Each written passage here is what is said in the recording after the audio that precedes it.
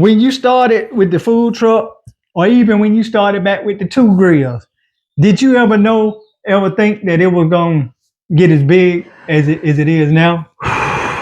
Patrick, I'm gonna be honest, brother. I did not. I did not. I'm gonna be honest.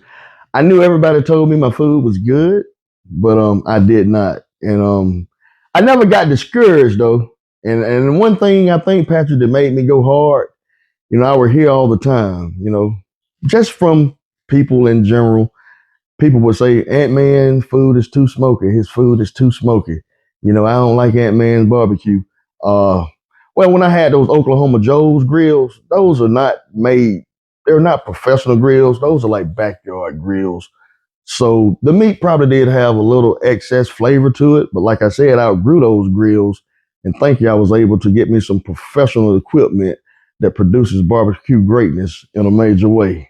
Well, what made you walk away from your job at Plant Vogel and be like, well, man, because see, a lot of people ain't faith ain't that strong to be like, hey, man, well, I know I'm gonna get this check every week. So, what made you like, man, bump this job and I'm going to do me?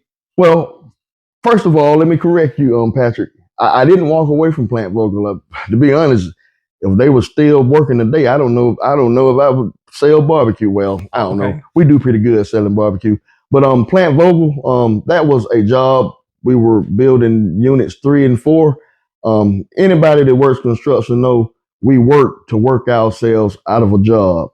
That job came down to an end, and we have what we call layoffs. And if anybody's in the construction industry, even on regular jobs, we know what layoffs are. Layoffs is when, they cut back employees. And luckily at the time when my time came, hey, I was ready. I was ready and I needed some time off.